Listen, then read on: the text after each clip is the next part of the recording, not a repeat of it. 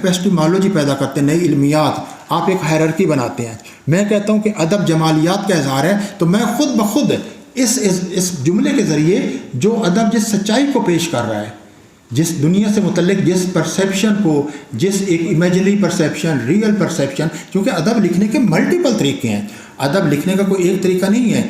Realism की multiple forms है, social realism, socialist realism, hyper realism, psychological realism, magical realism और dream realism, depressive realism, multiple रियलिज़म्स हैं। तो आप जब उनको लिखते हैं तो वो उसमें हो ही नहीं सकता कि आपका इजहार एस्थेटिक्स के बगैर हो। लेकिन जब आप उसको एस्थेटिक्स को सेंट्रल दे देंगे तो वो उससे दूसरे दर्जे पे आ जाए, वो रिप्रेस होगा। तो मेरा उसमें ये रहा है, वरना मैं बिल्कुल ये तो समझता हूँ कि जो अदब है अपनी इन दोनों के साथ, अपनी सच्चाई और जमालियात के साथ, ये इंसानी तहज़ीब का सबसे बड़ा मज़हर है। और इंसानी तहज़ीब ने जो अपने, यानी जो इंसान ने ज़मीन पर तहज़ीब पैदा किया है और इंसान को एक इंसानी सतह पर जीने के लिए जो काबिल बनाया है, उसमें सबसे बड़ा रोल इस अदब और आर्ट का है।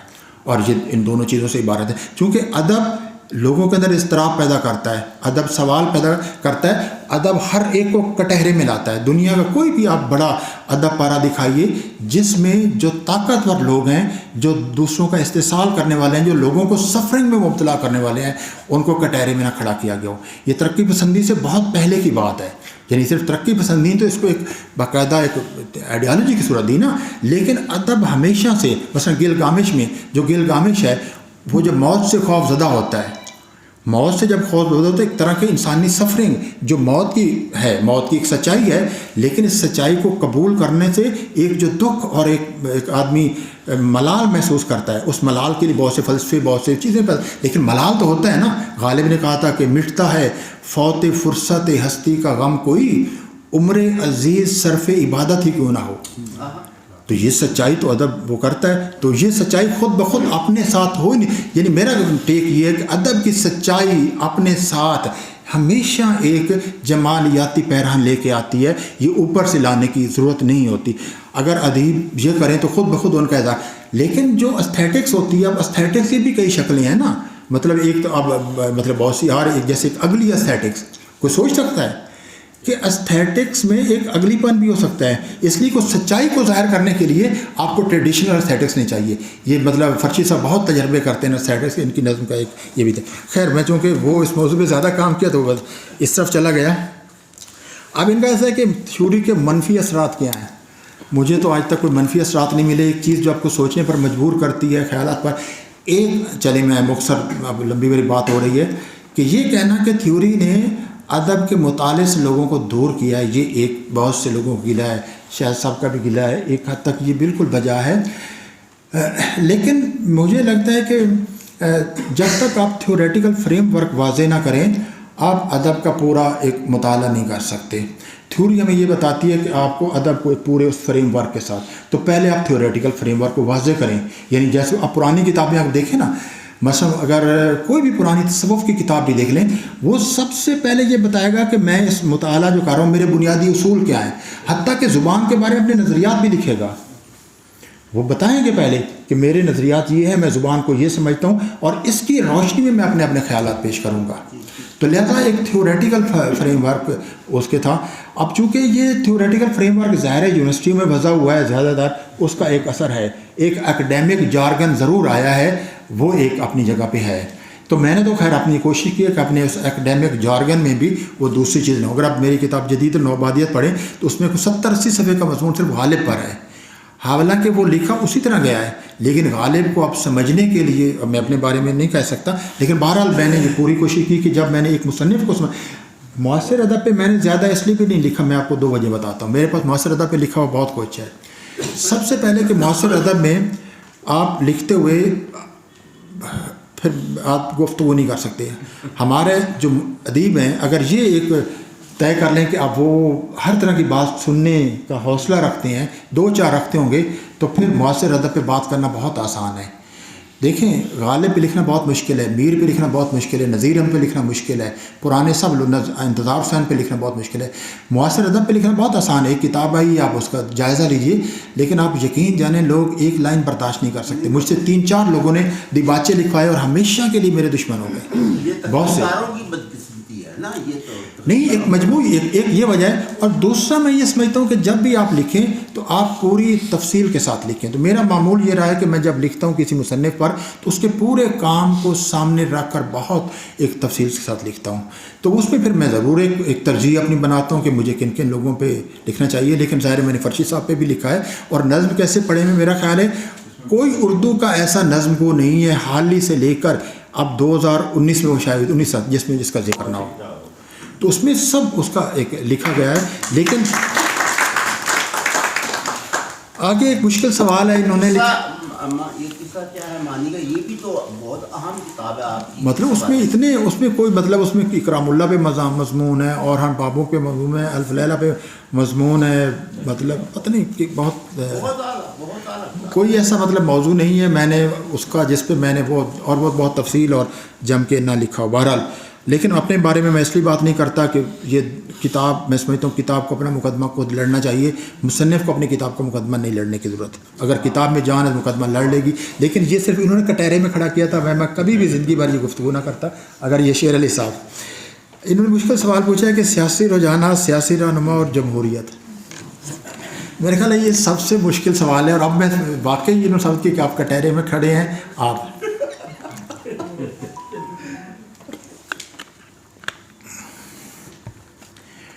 میں اگرچہ فیس بک پہ بھی جب بھی کوئی اہم مسئلہ ہوتا ہے اس پہ ضرور لکھتا ہوں، یعنی یہ سماجی مسائل ہوتے ہیں، لیکن سیاست پہ براہ راست میں نہیں لکھتا. اس کی اگرچہ میرے ادب میں بہت ہے، میرے افسانوں میں سیاست پر بہت اظہار خیال ہے. میرا سارا جو پوسٹ کولونیزم کا کام ہے سارے کا سارا سیاست پر ہے، کلونیل سیاست پر. اور کلونیل سیاست سے میری مراد ہے صرف 1947 تک نہیں تھی کلونیل سیاست، اس کے بعد نیو کلونیل سیاست ہے. اور ہمارے زمانے میں ایک اور طرح کی ڈیجیٹل کلونیلزم ہے، ہمارے زمانے میں اسٹرکچرل کلونیلزم ہے. یہ سب سے خوفناک ہے. میں جس وقت اس میں کھڑا ہوں، ہم اس وقت بھی ایک اسٹرکچرل کلونیل اسٹیٹ کے ایک شہری ہیں. اور جس طرح پاور کو یہاں استعمال کیا جاتا ہے ایک انسٹیٹیوشن یا ایک کچھ افراد یا کچھ ایک ایلیٹ، اس کے لیے وہ سارے کا سارا طریقہ کلونیل ہے. کلونیل طریقے میں جو پاور ہے وہ اس میں اس کا سینٹر معیشت ہوتی ہے کہ آپ معاشی مفادات کے لیے ٹرینیں لاتے ہیں، معاشی مفادات کے لیے نہریں بناتے ہیں، معاشی مفادات کے لیے آپ اسکول کالج کھولتے ہیں کہ گورنمنٹ کالج اس لیے بناتے ہیں کہ وہاں سے اگر بیوروکریسی آ گئی تو بہت مہنگی پڑ گئی، یہاں سستی بیوروکریسی مل جائے گی، وہ اس کے لیے. اور پھر جب پیسہ کما کے باہر لے جاتے ہیں.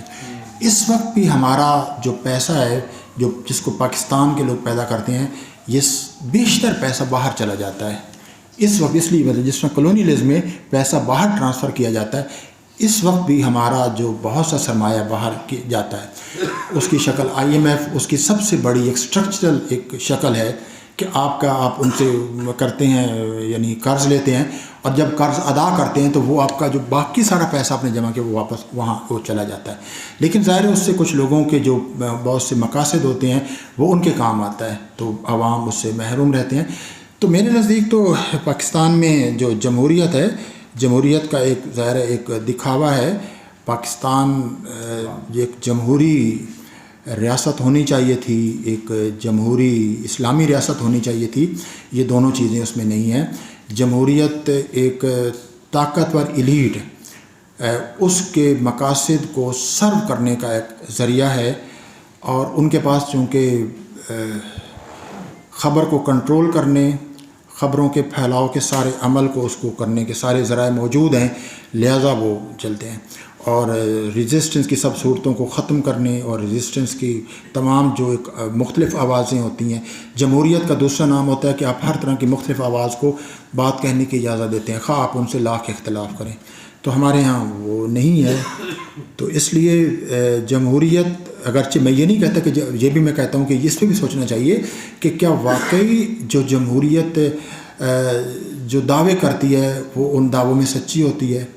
تو دنیا بھر میں جو جمہوری نظام ہوتے ہیں وہ یعنی اس میں بھی ایک ایلیٹ ہمیشہ وہ رہتی ہے، ایک خاص طبقہ جو ہوتا ہے وہ بنتا ہے. اور خود نمائندگی کا جو تصور ہے، ایک 3 لاکھ کے حلقے کا ایک ایسا شخص نمائندہ کیسے ہو سکتا ہے جو 3 لاکھ میں 3 آدمیوں کو بھی نہیں جانتا، تو ان کے وہ اور ان کے مسائل کو نہیں سمجھتا. تو وہ ظاہر ہے پھر وہ ایک، اور وہ اس کے الیکشن کا جو طریقہ ہے وہ سارا سب کو پتہ ہے، میرے بتانے کی ضرورت نہیں ہے. تو وہ تو مجھے اس کی جو ریزن لگتی ہے کہ ہمیں کلونیلزم کے بعد جو چیز چاہیے تھی وہ کلونیلزم کے بعد ڈی کولونائزیشن چاہیے تھی. یعنی پاکستان کا اگر میں مسئلہ یہ کہوں ایک سیاسی طور پر، تو پاکستان کو 1947 کے فوراً بعد جس چیز کی چاہیے تھی، کلونیل بیگیج کو اتارنے کی ضرورت تھی، سیاسی طور پر، ایجوکیشنل طور پر، کانسٹیٹیوشن کی سطح پر اور لینگویج کی سطح پر، اور بہت سی چیزیں جو سارا تھا. آپ نے آزادی کس سے حاصل کی تھی؟ گورے سے حاصل کی تھی. تو گورا جس نظام آپ اگر آپ گورے کے نظام سے خوش ہوتے تو آپ کو آزادی کی ضرورت نہیں تھی. آزادی کی موومنٹ کا مطلب ہی کوئی نہیں تھا کہ آپ گورے کے نظام سے خوش نہیں تھے. تو گورے کے نظام سے آزادی کا مطلب تھا آپ نے گورے کے پورے نظام کو تبدیل کرنا ہے اور اس کی جگہ آپ نے اپنا ایک نظام کرنا ہے جس نظریے کے تحت.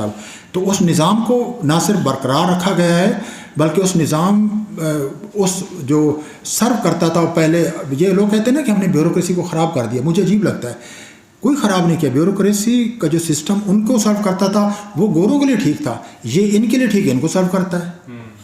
تو اس لیے وہ نظام ایک طرح سے کلونیل جو لیگیسی تھی، کلونیل جو بیگیج تھا، وہ اسی طرح چل رہا ہے. سب سے زیادہ جو مجھے لگتا ہے جس چیز سیکٹر نے سب سے زیادہ سفر کیا وہ ایجوکیشن کا ہے. تعلیم کے بغیر میں نہیں سمجھتا کہ دنیا کا کوئی معاشرہ ایک انسانی معاشرہ بن سکتا ہے. تو ہمارا تعلیمی نظام اتنا، سب سے بڑا جو طبقات ہیں وہ تعلیمی نظام سے پیدا ہوتے ہیں.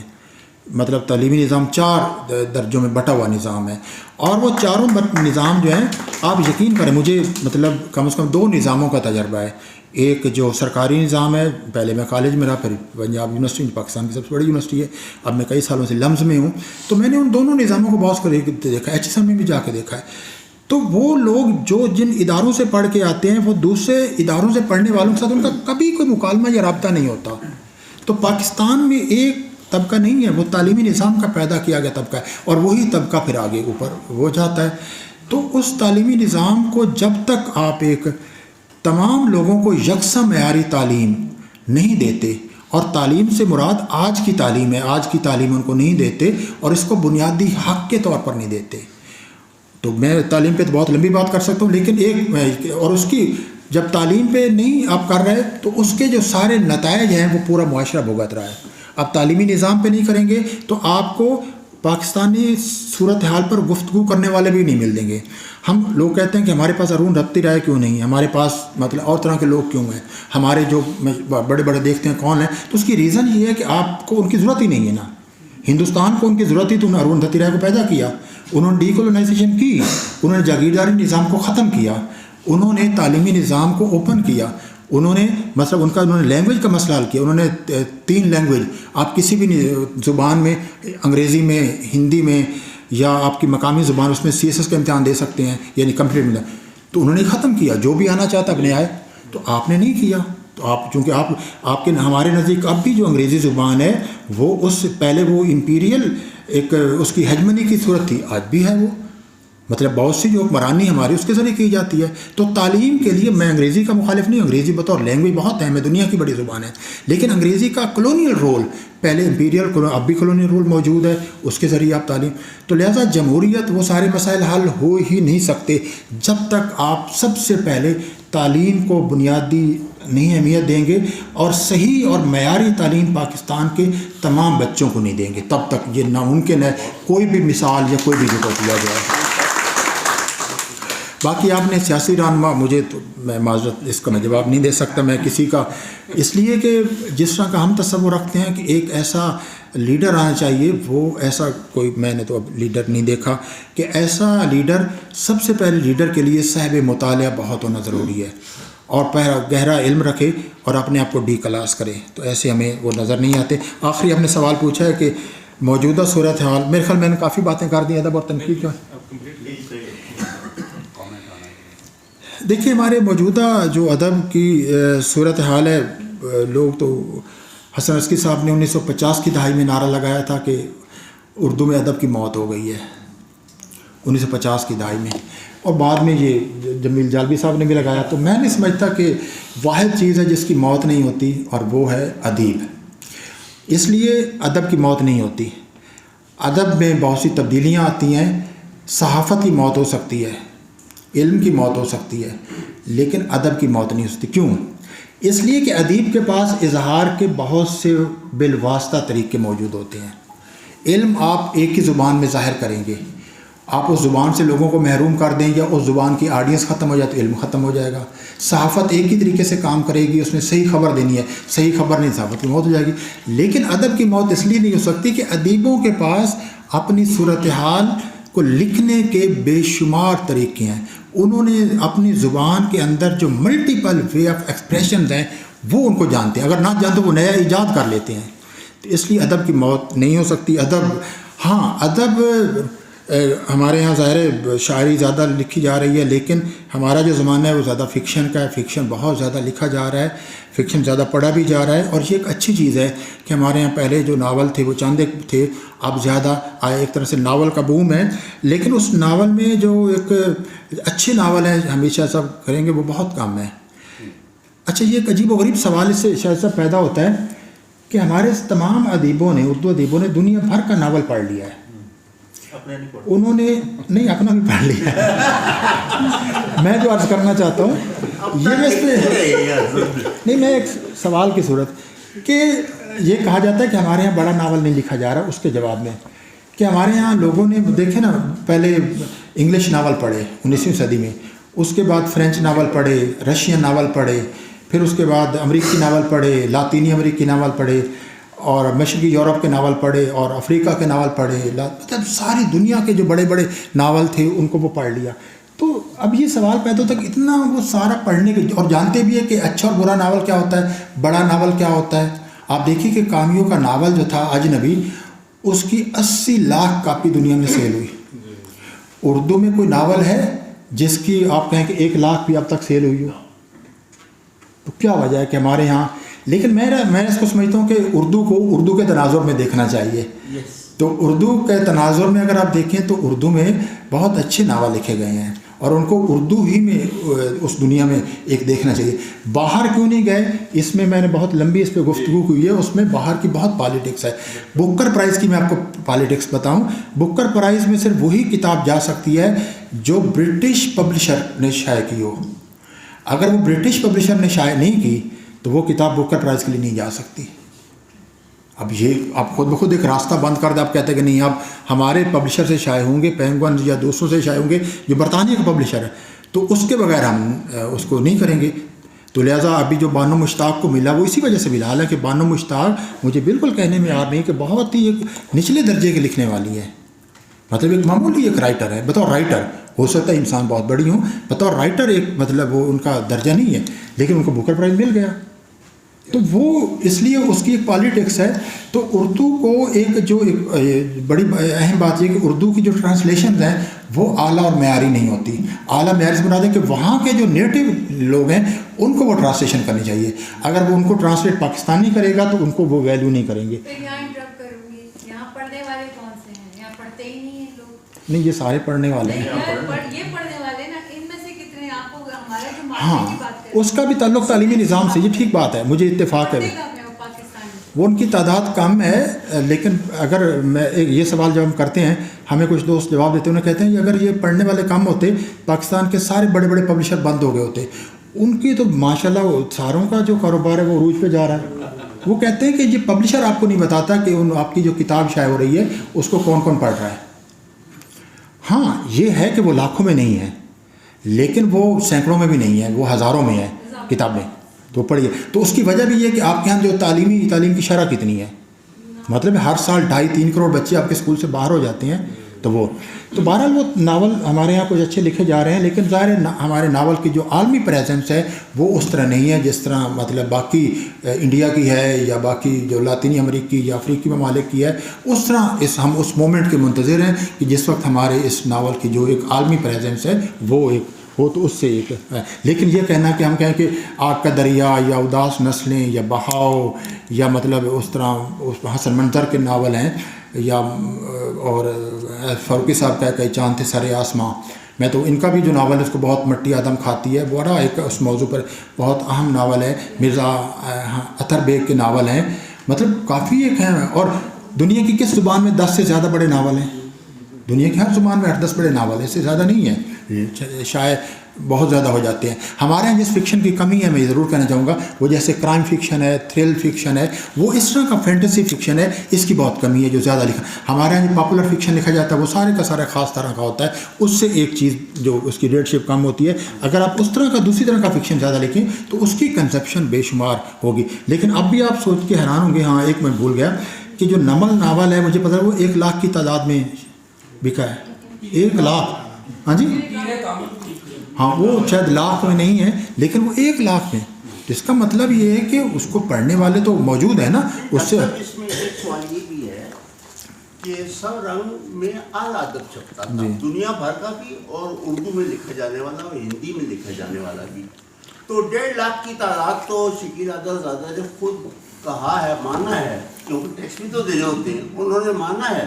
تو ایک ڈائجسٹ کو 10 لوگ پڑھتے ہیں. 80 تک یہ صورتحال اتنی خراب نہیں تھی جتنی اب ابھی محترمہ کو نظر آ رہے ہیں. محترمہ کو نہیں ہے ہی سچی بات. ٹھیک ہے نا، میں آپ کی بات مان رہا ہوں. لیکن میرا خیال ہے ظاہر ہے ادب اور ادب میں مختلف دور آتے ہیں، تو ادب بہرحال اچھا لکھا جا رہا ہے، بہت سے اچھے لکھنے والے موجود ہیں. ہم اصل میں اپنی زندگی میں بہت کم لوگوں کو اتنی اہمیت دیتے ہیں جب جاننے کے بعد. ہم لوگوں کو اپنی یاد میں زیادہ زندہ رکھنا چاہتے ہیں، سامنے کام دیکھنا چاہتے ہیں. تو آج بہت سے جو لکھنے والے ہیں، آپ یقین جانیں 10 سال بعد آپ کہیں گے اچھا اس زمانے میں کتنا اچھا ادب لکھ رہے تھے، وہ سارے اس پہ لکھا ہوگا. تو اب بھی جس زمانے میں ہمارے یہاں شاعر بھی بہت اچھے موجود ہیں اور فکشن لکھنے والے بھی اچھے موجود ہیں، میں بالکل اس کی نفی نہیں کروں گا. ہاں، تنقید کی جو صورتحال ہے یہ بالکل ایک ہے تشویشناک ایک صورتحال ہے. تنقید جس طرح اس سے پہلے ایک 8-10 لوگ ہوتے تھے، سہیل احمد خان بھی لکھ رہے ہیں، سجاد بکری لکھ رہے ہیں، وزیر آغا لکھ رہے ہیں، اور مطلب مظفر السید لکھ رہے ہیں، وارث علوی لکھ رہے ہیں، شمی منفی لکھ رہے ہیں. تو کئی لوگ ہوتے یک وقت لکھ رہے ہوتے تھے. تو آج ہمیں اس کیلیبر کے جو ایک نقاد اکٹھے لکھ رہے ہوں وہ بہت کم. لیکن کچھ نئے لوگ آ رہے ہیں. اورنگزیب نیازی انہوں نے لکھا ہے، ابھی ایک نون دانش کی کتاب اگر سے بات چھپی ہے تنقید کی، کچھ اچھے ہیں. قاسم یعقوب اپنی مطلب محنت مسلسل کرتے ہیں، وہ لکھ رہے ہیں. اور بھی میں شاید نام بھول جاؤں گا، لیکن جن سے ہم کہہ سکتے ہیں کہ آئندہ 10-15 سالوں میں وہ ایک ایسا کام کر سکیں گے جس سے ہم کہہ سکیں گے. لیکن پھر بھی تنقید میں جس طرح آنا چاہیے تھا اور جس ایک بہت گہرے مطالعے اور تفکر کے ساتھ آنا چاہیے پورے، وہ ایک کمی، اس کی ایک کمی بہرحال ایک ضرور محسوس ہوتی ہے. آخری سوال اس کو میں اسکپ کر رہا ہوں، آپ نے کہا تھا. بہت شکریہ. نہیں، ایک اور سوال معاملہ ہے آپ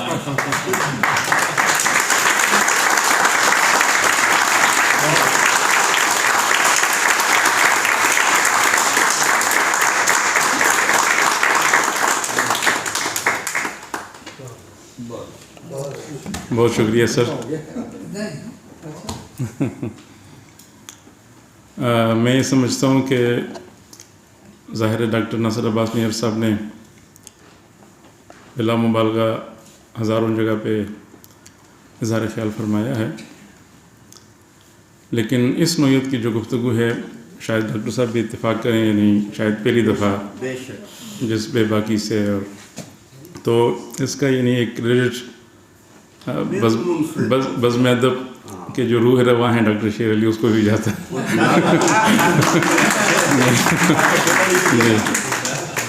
اب میں بصد احترام گزارش کروں گا نہایت ہی محترم جناب پروفیسر جلیل علی صاحب سے کہ تشریف لائیں اور بات کریں. بسم اللہ الرحمن الرحیم. صاحبان اسٹیج، صاحب شام، معزز خواتین و حضرات، یہ محفل تو اعترافی اور تحسینی تھی. درمیان میں ناصر عباس نیئر صاحب کا انٹلیکچوئل لیکچر آ گیا، اور ظاہر ہے جب ہم کوئی لیکچر سنتے ہیں تو ہماری ذہنی کھڑکیاں کھلتی بھی ہیں اور کچھ سوالات بھی پیدا ہو جاتے ہیں ساتھ. اور یہ جیسا کہ ناصر عباس نیر صاحب نے کہا کہ سوالات پیدا ہونا اور اختلاف ہونا یہ ایک صحت مند نشانی ہے کسی معاشرے اور تہذیب کی. میں ذاتی طور پر ناصر عباس نیر صاحب کو اپنی تہذیبی اور ادبی دنیا کا ایک بہت بڑا اثاثہ سمجھتا ہوں، اور یقین جانیں اس پر ایک احساس تفاخر بھی کرتا ہوں کہ ہمارے پاس ایک ایسا اوریجنل ذہن سے سوچنے والا نابغہ موجود ہے جو دنیا بھر میں اپنی استعداد تک جو کچھ ہو رہا ہے علمی میدان میں، تنقیدی میدان میں، اس سے باخبر رہنے کی کوشش کرتا ہے. اور جو یاسین آفاقی صاحب نے کہا نا کہ وہ مغربی نظریات کو رد نہیں کرتے، انہیں اپنے لٹریچر کے مطالعے کے لیے مفید بناتے ہیں، یہ مجھے کچھ تھوڑی سا تخفیف لگی، اس لیے کہ ایک اوریجنل سوچنے والا بندہ کیوں اختلاف کرنے کا بھی پہلو نہیں نکالے گا. کوئی ہر دنیا کا نظریہ جو سوچنے والا بندہ ہوتا ہے کوئی سچائی کی آخری حد تو نہیں ہوتا، تو وہ ایسا کرتے بھی نہیں. یعنی ایسی بات بھی نہیں ہے کہ وہ مغرب کے ہر نظریے کے ساتھ سہمت ہوں اور صرف اس کو بہتر طریقے سے اپنے لٹریچر کو سمجھنے کے لیے اس بروئے کار لا رہے ہوں. صرف ایسا نہیں ہے، وہ اس سے اختلاف بھی کرتے ہیں. جیسے انہوں نے خود کہا کہ خود لینگویج جو ہے اس کے نتیجے میں ہی تبدیل ہو جاتی ہے، بہت ساری وین جو ہے اور نقطہ نظر تبدیل ہو جاتا ہے. دوسری بات میں جو عرض کرنا چاہتا ہوں، میں مختصر 2-3-4 باتیں کروں گا، وہ یہ کہ عام طور پر جیسا خود انہوں نے بتایا کہ ایک زمانے میں بیک وقت بہت سارے جو تھے، یعنی جو واقعتاً نقاد کہلانے کے قابل لوگ تھے، لکھ رہے تھے. آج بہت کم ہے، اور زیادہ تر ہمارے ہاں تو یہ روش ہے کہ آپ نے مختلف تقریبات میں جو مضامین لکھے ہوتے ہیں تقریباتی، ان کو آپ جمع کرتے ہیں اور ایک کتاب بنا دیتے ہیں تنقید کے مضامین کی. کسی موضوع پر فل فلیجڈ مبسوط کتاب لکھنے کی روایت ہمارے ہاں بہت کمزور ہے، اور ناصر عباس نیر صاحب نے تو یہ کام آپ کو کر کے دکھا دیا. اچھا، وہ صرف یہ جو جدید تھیریز ہیں باہر کی، ان کو صرف متعارف نہیں کراتے. وزیر آغا صاحب کا یہ سلسلہ رہا، ہم نے بہت ان کے مطالعہ کرنے والے لوگ تھے، ان کی کوئی چیز چھوڑتے نہیں تھے، تو وہ بڑی دیر تک فیسینیٹ ہوتے رہے باہر کی تھیریز سے، اور اسی کی روشنی میں مثلا کوئی نئی تھیری جس سے وہ واقف ہوتے تھے، اس کے بعد 8-10 سال تک اسی کی روشنی میں لکھتے تھے، اسی کی روشنی میں لٹریچر کو دیکھتے تھے، زندگی کو دیکھتے تھے. لیکن آخری انہوں نے 15 سالوں میں اپنے آپ کو کنسولیڈیٹ کرنا شروع کیا اور اپنا ایک نقطہ نظر بنانا چاہا، اور بنانے میں بہت حد تک کامیاب ہوئے. البتہ جو امتزاجی نام دیا انہوں نے، اس سے کوئی ضروری نہیں کہ ہم اتفاق کریں، لیکن یہ ہے کہ اس کو کوئی اور نام بھی دیا جا سکتا ہے جو وزیر آغا صاحب نے پھر نقطہ نظر اپنا بنایا. اچھا، اب میں ایک بات اور جو مجھے بہت اچھی لگتی ہے، یہ کنسیپٹ فارمیشن کرتے ہیں.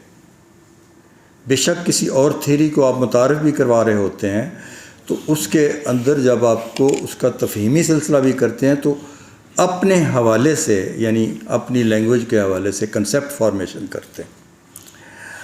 اب کنسیپٹ فارمیشن سے اگلا ایک درجہ ہے، جس درجے پر میرا ذاتی خیال ہے کہ کچھ باہر کی تھیریز آڑے آ رہی ہیں، ورنہ ناصر عباس نیر صاحب ایک نظریہ ساز نقاد بننے کی اہلیت رکھتے پوری. اب جب یہ ان باتوں کو ٹچ کر رہے ہیں نا، یعنی عام طور پر زیادہ تر جو پوسٹ کلونیلزم پر لکھنے والے لوگ ہیں وہ پارٹیشن تک رہتے ہیں، یا صرف انگلینڈ کی یا انگریزوں کی جو کولونائزیشن تھی صرف اس تک محدود کرتے ہیں، اور یہ باہر والے لوگوں کا ایک سمجھ لیں کہ چکمہ بھی ہے جو انہوں نے دے رکھا ہے ہمارے انٹلیکچوئلس کو کہ اسی میں الجھے رہیں. اور جو نو استعماریت ہمارے ساتھ اب کر رہی ہے تاکہ اس سے توجہ ہٹی رہے، تو انہوں نے ذکر اس کا کیا نو استعماریت کا. یہ بہت خوبی کی بات ہے. اب نو استعماریت جو ہے وہ صرف اقتصادی میدان میں نہیں ہے، صرف سیاسی میدان میں نہیں ہے، وہ علمی میدان میں بھی ہے. جب آپ کو یہ تھیوری پڑھائی جائے گی کہ نظریہ پسند ہونا شاونسٹ ہونا ہوتا ہے، تو یہ کلونیل بات ہی ہے. وہ جب ظاہر آپ کو یہ بتایا جائے گا کہ خیال اور معنی کہیں قیام نہیں کرتا، اگر آپ اس پر بلیو کرنا شروع کر دیں گے تو آپ کہاں قیام کریں گے؟ مزاحمت کے لیے تو قیام کی ضرورت ہے نا. تو قیام کرنے کے لیے آپ کو کم از کم یہ ٹھیک ہے، زندگی تو بدل رہی ہے، ہر لمحے معنی بھی بدل رہے ہیں، ایٹیچیوڈز بھی بدل رہے ہیں، لیکن اس کا مطلب یہ تو نہیں ہے کہ کوئی مقام نظر آپ کا نہ ہو. تو اس لیے بہت ساری باتیں جو ہیں وہ ایک یعنی بڑا نظریہ. پھر آپ کو اگر یہ کہا جائے کہ مہابیانیہ تو ختم ہو گیا، پہلے ہمیں یہ بتایا گیا تھا کہ تھیولوجیکل ایج دنیا سے ختم ہو گئی، اور مذہب کو آپ کو پتہ ہے کہ جو تجربہ ویسٹ میں ہوا تھا مسیحی پاپائیت کا، اس نے کمپلشن پیدا کر دی کہ مذہب سے جان چھڑائی جائے اور اس کو پرسنل میٹر بنا دیا. تو 350-400 سال سے جو مذہب ہے وہ ذاتی مسئلہ بنا دیا گیا، اس کا کلیکٹیو کنسرن ختم کر دیا گیا. ٹھیک ہے، کیوں کر دیا گیا؟ ظاہر ہے کہ جس طرح کی مذہبیت وہاں ڈومینیٹ کر رہی تھی اس کو ہونا ہی چاہیے تھا. مگر ہمیں ایک بڑے دانشور نے یہ بتایا کہ اسلام جو ہے یہ ایک کانٹینیوس سوشل موومنٹ ہے، یہ صرف مذہب نہیں ہے. ہم نے سن کر نہیں دیا. ہمارے سامنے یہ ہو رہا ہے کہ 47 میں ہم نے کلیکٹیو موٹیویشنل مذہبی فورس سے پاکستان بنایا. ہمارے سامنے یہ ہوا ہے کہ 20ویں صدی کے اینڈ پر ایران میں کمیونسٹ بھی موجود تھے، مل کر فائٹ کر رہے تھے، لیکن بادشاہ کو مسلم کلیکٹیو موٹیویشنل فورس نے ختم کیا. ہمارے سامنے ہوا کہ افغانستان نے یہ 20ویں صدی کے 21ویں صدی کا آغاز جا رہا ہے نا، کہ پہلے روس کو نکالا افغانیوں نے. ان کا نظریہ اسلام جو ہو سکتا ہے ہمیں 5% بھی پسند نہ ہو، لیکن یہ بات کہ آپ کی سرزمین پر غیر ملکی فوجیں قابض ہوں، یہ تو ریئلٹی ہے نا. تو اس ریئلٹی کو آپ فزیکل وہ کلونیلزم ہی کہیں گے نا. تو اس کو انہوں نے نکالا، پہلے روس کو نکالا، پھر انہوں نے امریکہ کو نکالا. ہمارے کسی انٹلیکچوئل نے ایڈریس کیا ہو اس مسئلے کو، کوئی کلمہ خیر کہا ہو؟ اب یہ وہ باتیں ہیں جو تکلیف پہنچاتی ہیں. تو اس لیے میں کہتا ہوں ہمیں ایک بڑے نظریہ ساز نقاد کی ضرورت ہے. جو میری تو دعائیں تو دعا کرتا ہوں کہ تھوڑی سی توجہ اس طرف اب آنی چاہیے. 60 سال ہو گیا آپ کے، اور بہت جاندار کام آپ نے کیا ہے، جس کے اعتراف میں نے یہ بھی کہا تھا کہ یہ میں نے کوئی سال پہلے غالباً 6 مہینے پہلے کہا تھا کہ ہم بڑی آسانی کے ساتھ ناصر عباس نیّر صاحب کو وزیر آغا حسن عسکری کے لیول کے نقادوں میں رکھ سکتے ہیں. اور یہ میں بڑی نیک نیتی سے، نیک دلی سے یہ بات کہہ رہا ہوں. لیکن میں چاہتا ہوں کہ اب وہ جو اقتصابی حیرتیں ہوتی ہیں اس سے اگلے مرحلے میں داخل ہوں. میری دعا ہے، میری تمنا ہے، میرا خواب ہے کہ جہاں یہ ہمارے لٹریری روایت کے لیے، ہمارے لٹریری بینگز کے لیے، ہماری تہذیب کے لیے ایک بہت بڑا کلا ثابت ہوں. بہت بہت شکریہ.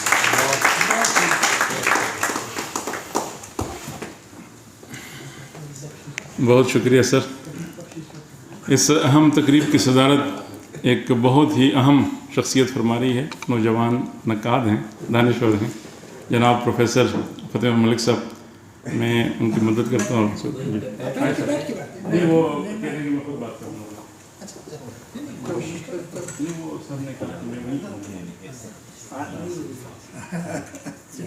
شکریہ.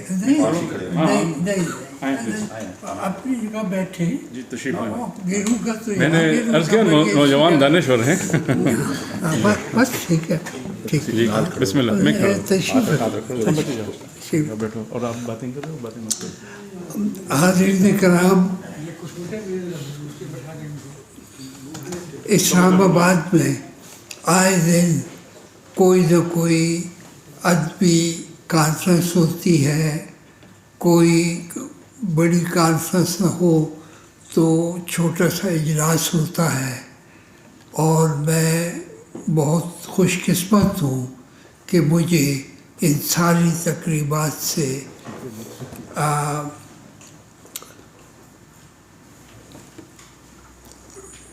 بہت کچھ سیکھنے کو ملتا ہے. کبھی یہ بھی سیکھتا ہوں کہ یہاں سے کچھ نہیں ملا تقریب سے، تو یہ بھی سیکھنے کا ایک عمل ہے. لیکن آج کی یہ جو تقریب ہے یہ اس اعتبار سے بڑی منفرد تقریب ہے کہ اس میں صرف چند باتیں ہی نہیں کی گئی بلکہ بڑے تفصیلی، تجزیاتی اور تنقیدی انداز سے ہماری اپنی اور ہمارے گرد و پیش کے ممالک کی دنیا کی ادبی صورتحال کے بارے میں ہم نے ایک ایسے شخص کا تجزیہ سنا کہ جسے پڑھنے اور سننے کو میں ترستا رہتا ہوں. پاکستان میں آئے دن کوئی نہ کوئی نئی یونیورسٹی قائم ہو رہی ہے. اب مجھے نہیں پتہ، آپ کو شاید پتہ ہو کہ پاکستان میں یونیورسٹیوں کی کتنی تعداد ہے، لیکن ان میں ان جیسا کوئی پروفیسر نہیں ہے. تو نتیجہ کیا ہوگا اس کا؟ نتیجہ وہی ہوگا جو ہمارے سامنے ہے کہ ہم عقل سے بھی اندھے ہوتے چلے جا رہے ہیں اور علم جو ہے وہ بھی ہماری دسترس سے دور ہوتا چلا آتا ہے. اب صرف اورینٹل کالج، پنجاب یونیورسٹی ہی نہیں، ساری پاکستان کی یونیورسٹیوں میں دیکھ لیں تو آپ کو ایسا کوئی دانشور نظر نہیں آئے گا.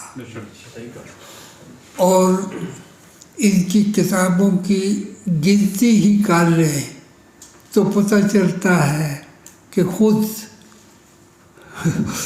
پنجاب یونیورسٹی کے دانشور معلمین نے ان سے آدھی کتابیں بھی نہیں لکھی. اتنی پڑھی بھی نہیں. ہاں، کوئی پڑھے گا تو لکھنے کا خیال آئے گا. اچھا، تو اس اعتبار سے یہ ایک ایسی عظیم شخصیت ہے کہ مجھ جیسا آدمی جو سہارے سے چلتا ہے وہ بھی چاہتا ہے کہ بے شک راستے میں گر پڑوں، جاؤں گا ضرور اور انہیں سنوں گا. آپ سہارا دینے والے ہیں، آپ سہارا بننے والے. تو مسئلہ یہ ہے کہ ہمیں یہ دیکھنا چاہیے کہ جس سرزمین میں یہ پیدا ہوئے وہ سرزمین سال ہا سال برس ہا برس پہلے سے صوفیاء کا مرکز رہی ہے. تو ہمیں روحانی علوم کو بھی سیکھنے اور سکھانے کی کوشش کرنی چاہیے، ان سے کسب فیض کرنا چاہیے، क्योंकि उस इलाके में जिसका बचपन गुजरा है वो तो हर वक्त उस तरह की गुफ्तगू सुनता है, उस तरह के तसव्वुरात की बात करता है, और उनसे फूटने वाले रूहानी तसव्वुरात को, मादी ज़िंदगी को खूबसूरत बनाने के लिए, दरख्शां करने के लिए रूहानियत और मादियत को यकजान कर देता। तो मैं आपका ज़्यादा वक्त नहीं लेना चाहता। मेरा भी फ़र्ज़ है कि इन्हें जितना पढ़ा है उसके बारे में कुछ लिखूं, बार बार लिखूं, और जहाँ तक इस तरह की तकरीबात हैं उनमें बताऊं कि इस तरह का कोई दानश्वर उस्ताद पाकिस्तान की किसी भी यूनिवर्सिटी में है, अजमी दुनिया में तो नहीं है, हमें पता है, लेकिन अगर आपको पता चले मुझे ज़रूर बताइएगा। बहुत बहुत शुक्रिया।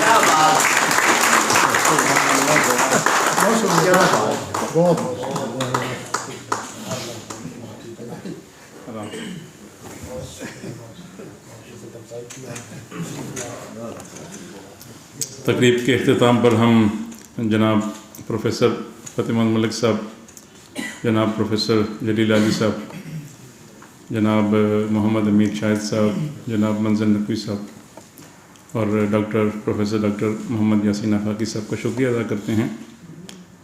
इस तकरीब में बहुत अहम शख्सियात तशरीफ़ फरमा हैं। अली मोहम्मद फरशी साहब हैं। हम फ़र्दन तमाम अहम शख्सियात का शुक्रिया अदा करते हैं, और मैं ख़ुसूसी तौर पर खुलूस दिल से शुक्रिया अदा करता हूँ, ममनून हूँ कि एक बहुत अजीम शख्सियत प्रोफेसर डॉक्टर नासिर अब्बास नैयर साहब हमारी दावत पर यहाँ तशरीफ़ लाए और बहुत ही अहम गुफ्तगू फरमाई, और उनकी फ़ैमिली का भी बहुत शुक्रिया। हम जो मेरे 4-5 दोस्त हैं, इरफान बुज़दार साहब, अब्दुर्रहमान साहब और सुबैरा लियाकत, गुलनाज अज़ीम भट्टी और मंजर नकवी साहब, इनका बारे दिगर शुक्रिया अदा करना चाहता हूँ। तकरीब को ऑर्गेनाइज़ करने में उन्होंने हमारा साथ दिया है, और प्रोफेसर आफ्ताब हयात साहब को भी बहुत शुक्रिया, उन्होंने भी हमारी मदद की है। हम डॉक्टर नासिर अब्बास नैयर साहब के साथ साहिबान स्टेज के साथ एक ग्रुप फ़ोटो बनाएंगे यादगारी, और फिर इंशाल्लाह कमेटी रूम नंबर 2 में चाय आपके मुंतज़र है। जज़ाकल्लाह। इरफान आप